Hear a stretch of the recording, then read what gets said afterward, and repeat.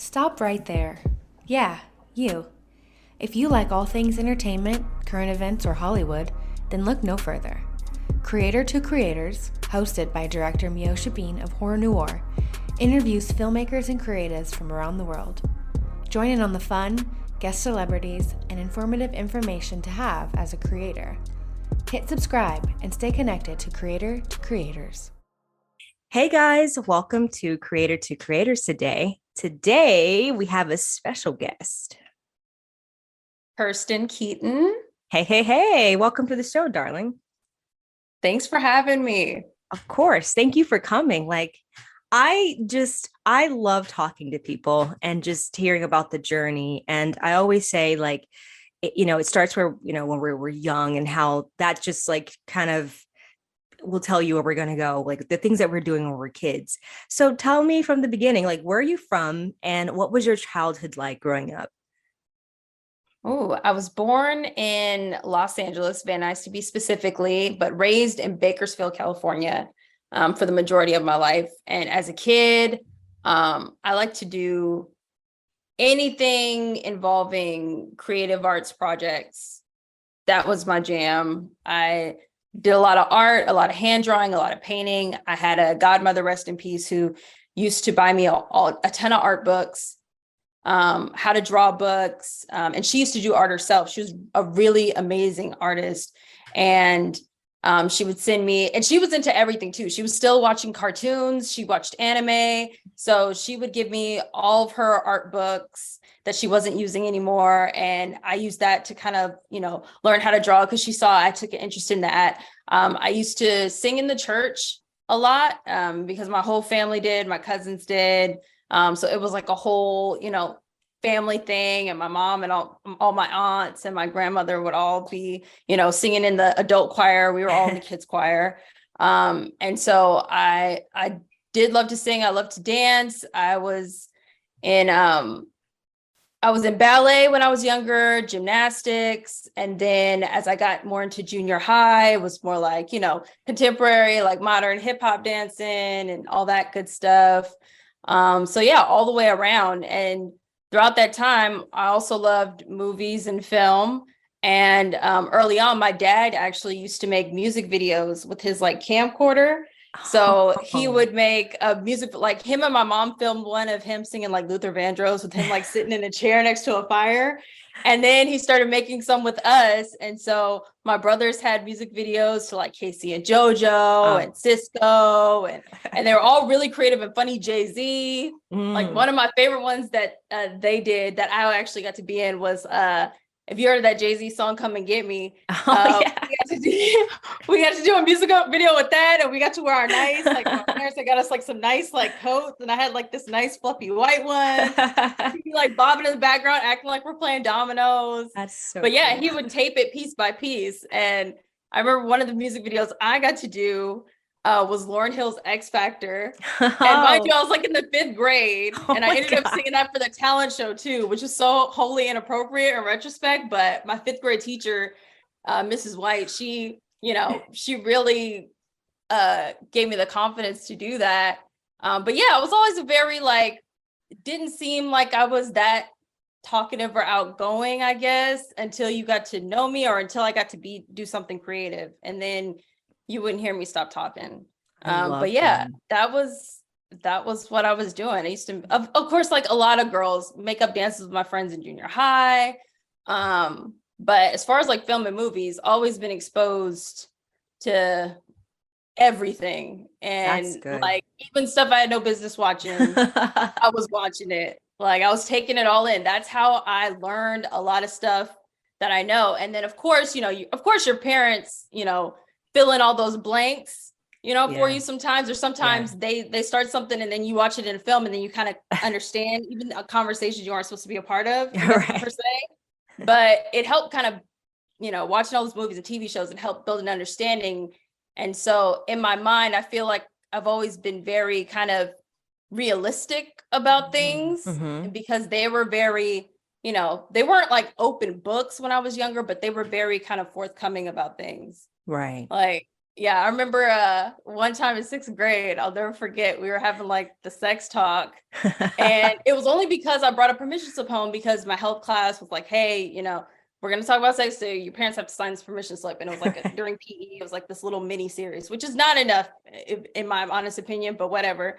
So I go and I bring my parents a permission slip, and then like my mom and dad, you know, started explaining. My dad was like, I was like, so, you know, and he was like, so it's basically when a man puts his thing into a woman's thing. And he said the medically accurate words, right? I was like, oh, and since I have 4 siblings, I was like, oh, so you two had sex like 4 times? And he was like, no, more like 4,000. So it was just like that kind of thing that was like, oh, okay. And then you put the pieces together. Oh, so just because you have sex doesn't necessarily mean you're going to get pregnant. And then that's how I like, you know, and I think that's how all kids learn. You kind of like put the pieces together and stuff like that. And then as far as art goes, I was just, anything that I saw, I kind of took it in and then, you know, spit it out. So I was very, as kids, curious. We used to do a lot. I start to think, we used to do like shows. Our families would have Sunday dinners. All my aunts, my cousins, my uncles, my dad get together, have Sunday dinners, and then the kids would go to the side and like put something together, like a song or something that they want to sing to. And one time I remember me and my cousin put together like a mini circus. And so that was like my first directing thing. I like to think in my mind, because we got like tricycles out and stuff like that. And we made up our own song, and it was all in the backyard. But yeah, we used to make a lot of stuff together, and it was a lot of us. So everybody had their own personality. So it was fun. That's cool. And it sounds like your parents were super creative, like honestly, that and supportive of whatever you guys had going on, which is great. Very supportive. The only thing my parents did not support is when I thought I wanted to try out for football. They were like, come on, be serious. Because I used to be a little bit of a tomboy. Yeah, and same. Of course that stuff stops like once you reach a certain age, and then like you're still kind of sort of one, but it's like the physical stuff, and as far as like what you thought you'd be able to do and how you'd be able to compete, it's like, I'm not working that hard. So, but other than that, they supported nearly everything I wanted to do. I love that. Now, you know, growing up and you're being, wow, you did everything. You're so creative. You were in sports, singing. That's awesome. Like as you got older, do you prefer, like as a director, do you prefer writing or directing, or do you think they go hand in hand? I do kind of think they go hand in hand. Like if you're going to put something together, and that's what I'm kind of learning right now, even more so. And I used to watch all these interviews with different directors and writers that I respected, filmmakers in general, cinematographers.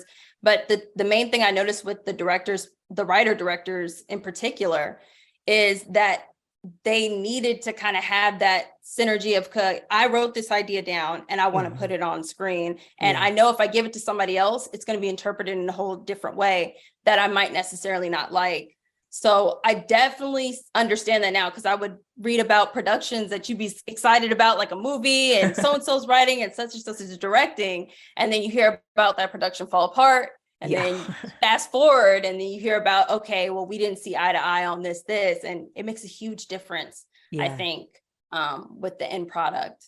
So I definitely think they go hand in hand. I agree. It's funny, I didn't like writing at one point, because in school I didn't do well in English. I was not the best student. I just like to, you know, fool around and have fun kid. But then I got older and I was like, you kind of gotta get my head in the books and really do this. So that was like the only reason why I didn't like writing growing up, like getting into film and stuff. I was like, I don't think I'm good, because I wasn't ever good in school. Like, it's not the same thing. I think it's just, I do it now.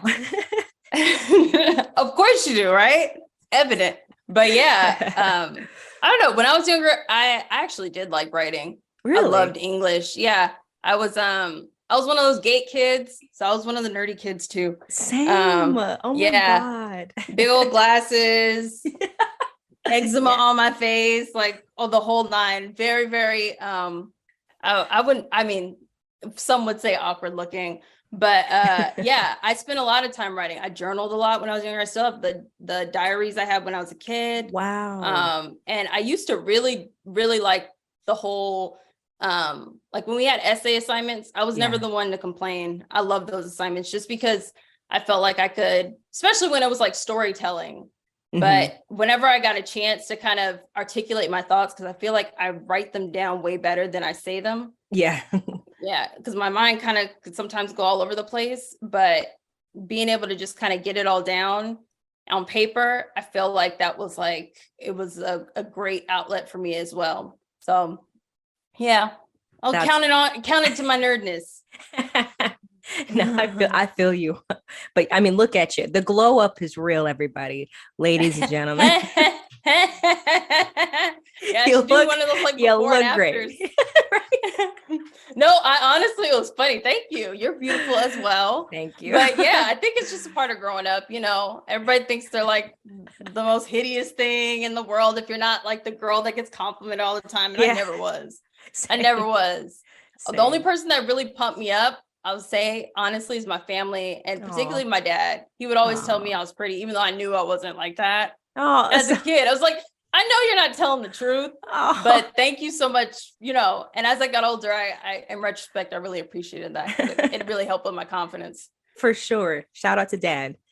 Yes. So so it's so cool because like I love like you're super talented, and like I looked at your stuff on YouTube, and you just have just such a great personality. The new project that you're working on, like it's so like when I look at you, I wouldn't think that would come from you because you're just, I don't know, you just seem like just the really like you have your personality seems like you would do like a romantic comedy or something. I love romantic comedies. But the fact that you do horror is amazing. I'm like, yes. Because I feel like that's like I don't know. Horror is like the one genre of film that I got to watch with my parents where no matter how crazy or gory or inappropriate, everybody was kind of on board. Yeah. Like like my whole family too, like my aunts, my cousins, like we all, no restrictions when it came to horror films. So I think, and there's just like an element of comedy in it sometimes, depending on how you're watching it. You know what I mean? Yes. That makes it kind of disarming in a way. And it's easier to watch that kind of film in a group than say a drama or, you know, even sometimes romantic comedies. It's just kind of like, you're not going to hit it every time with everybody because not everybody's into that kind of comedy. But with horror, you find a lot of things that maybe aren't supposed to be funny that are funny or, you know, scenes that aren't so scary. They'll be funny and you can still enjoy the film with, even if it's like a shitty movie, you could still enjoy it in any context. And I think that's why I respect about the genre the most is just how malleable it is. And it's always been like the movies, the kind of movies that I get the most excited about. I love that. Okay. I love that. I do. And so we don't see too many, you know, I like the fact that you're doing horror. Do you consider yourself a horror filmmaker or do you consider yourself like just a filmmaker in general that just you like making that genre? The latter. Yeah, definitely. Same. But people think I'm like, I like horror. I do, but I want to do something like crazy, like a Bollywood movie, something crazy that you wouldn't think I would do. Like, because I feel like you can put yourself in a box and then that's all people see you for. Yeah, you definitely can. But it all depends on how you know, if you're writing it, you know, that's where you plant the seed right there that you don't have to be restricted by those kind of notions and whatever tag people want to put on it, they can put on it. But you can branch out if you want to, girl. You're a writer. You know what I mean? You're not going to allow people to put you in a box. Right. Absolutely. Amen. Talk about a little bit, deliver us. Like, you know, for the people that are listening, what inspired that? And what do you want people to walk away with once they watch it? Okay. So what inspired it? Honestly, of course, it's one of those stories that came about during the pandemic, right? So I was visiting my parents a lot, like, and then finally it was just like, hey, like I'm chilling with y'all until, you know, this whole thing shakes out. And all my best ideas, honestly, I brainstorm with my mom. Like that's who I bounce off of a lot. My dad has some good story ideas too, but they'll always be like, hey, Kirst, I thought about this, write that, da, da, da, da, da. Well, it was one incident where my cousin, she was getting her packages sent to my mom's place because she used to live there before she moved to Atlanta for a little bit. She was like subleasing